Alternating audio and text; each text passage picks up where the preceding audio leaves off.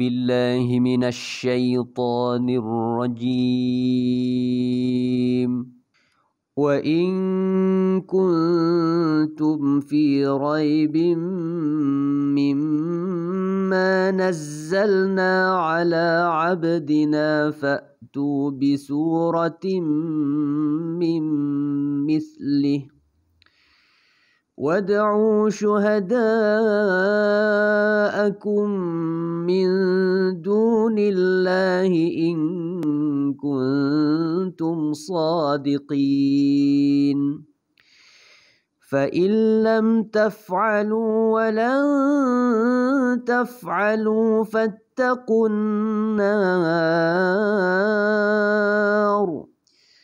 فاتقوا النار التي وقودها الناس والحجارة أعدت للكافرين صدق الله العظيم. Assalamualaikum warahmatullahi wabarakatuh.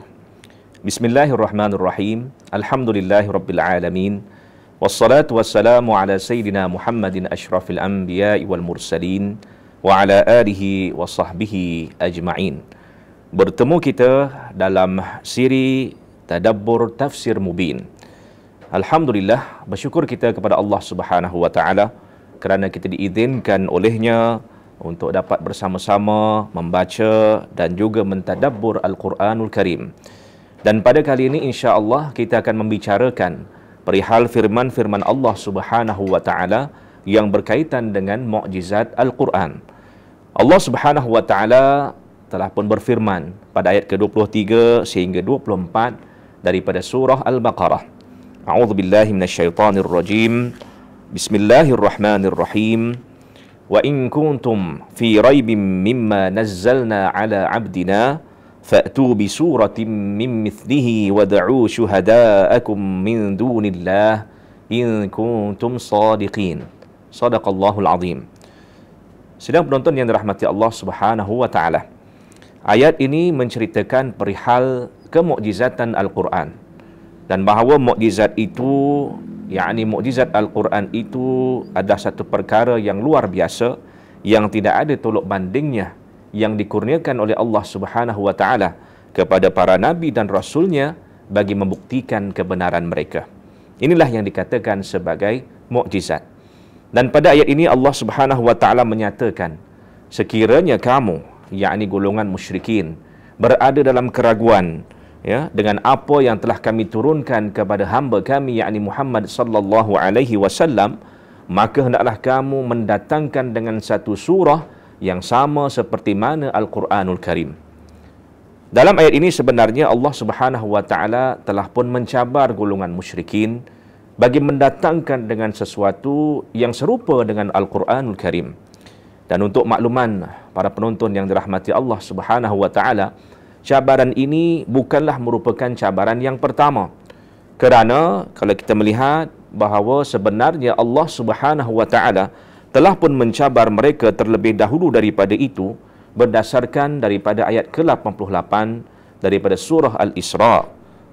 A'udzubillahi minasyaitonir rajim. Qul la in ijtama'atil insu wal jinnu 'ala an ya'tu bimithli hadzal Qur'an la ya'tuna bimithlihi walau kana ba'dhuhum li ba'dhin dhahira.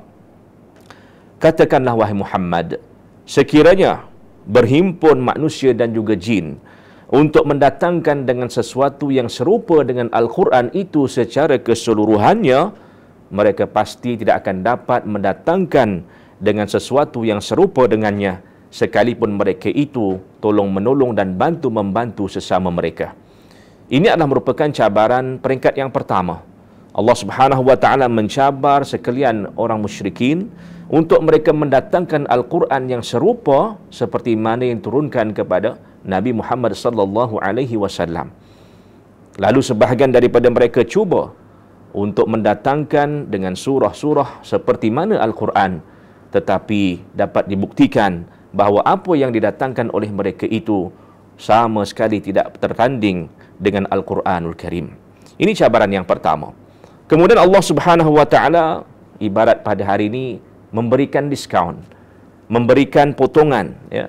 Kalau sekarang ini ada potongan harga, di sini juga Allah Subhanahu wa taala telah pun memberikan satu peluang kepada mereka, kalaulah kamu tidak dapat mendatangkan Al-Quran yang serupa seluruhnya, datangkanlah dengan 10 surah yang sama seperti mana Al-Quran. Hal ini sebagaimana yang difirmankan oleh Allah Subhanahu wa taala pada ayat ke-13 daripada surah Hud. A'udzubillahi minasyaitonirrajim.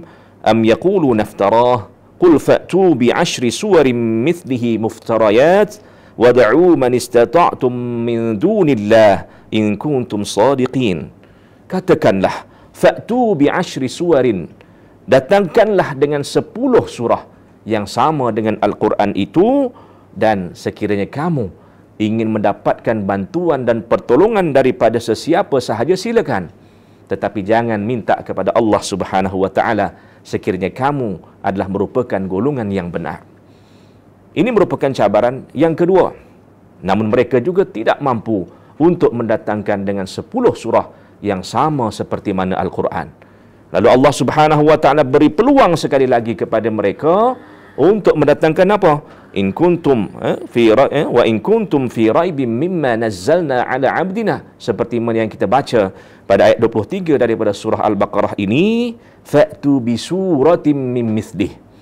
Datangkanlah bukannya satu Al-Quran, bukan 10 surah, tetapi hanya satu sahaja surah daripada Al-Quran, sekiranya kamu adalah merupakan golongan yang benar. Dan kalau kamu ingin mendapatkan pertolongan daripada sesiapa sahaja, silakan.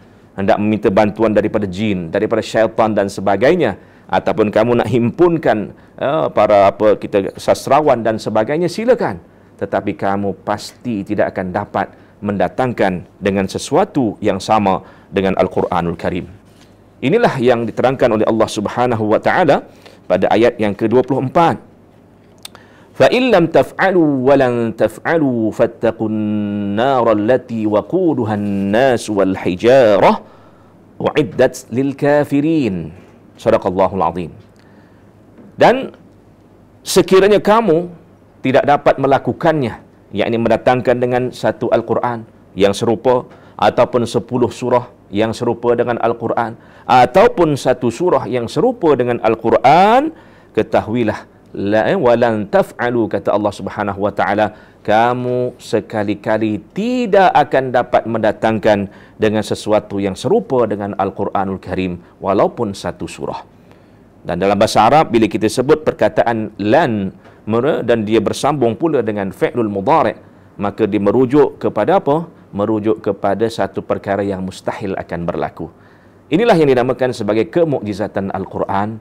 Maknanya apa? Tidak ada sesiapa pun yang mampu untuk menandingi Al-Quran, hatta dari sudut bahasanya, hatta dari sudut isinya, apatah lagi berkaitan dengan isi kandungan Al-Quranul Karim yang menceritakan pelbagai perkara, termasuklah apa yang Allah Subhanahu wa taala ceritakan tentang masa hadapan pada hari akhirat nanti. Jadi sama-samalah untuk kita mengambil pedoman dan iktibar.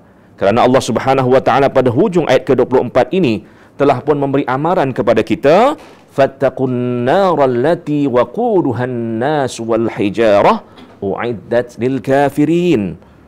Takutlah kamu akan api neraka. Yang ingat bahawa bahan bakaran api neraka itu adalah merupakan manusia dan juga batu-batu, dan ianya disediakan bagi golongan yang kufur. Siapa golongan yang kufur ini? Inilah golongan yang cuba untuk mencabar Al-Quran, cuba untuk menandingi Al-Quran dengan niat untuk memperlekehkan ataupun memperkecilkan agama Islam itu sendiri. Jadi sama-samalah kita mengambil pedoman dan iktibar supaya tidak menjadi akan golongan yang kufur kepada Allah Subhanahu wa taala. Yakin dan ingatlah bahawa Al-Quran itu mukjizat daripada Allah Subhanahu wa taala yang tidak akan ada tolok tandingnya buat selama-lamanya. Mudah-mudahan kita mendapat manfaat daripada perkongsian kita pada kali ini. Aqulu qawli hadza wa astaghfirullahal azim li wa lakum. Wassalamualaikum warahmatullahi wabarakatuh.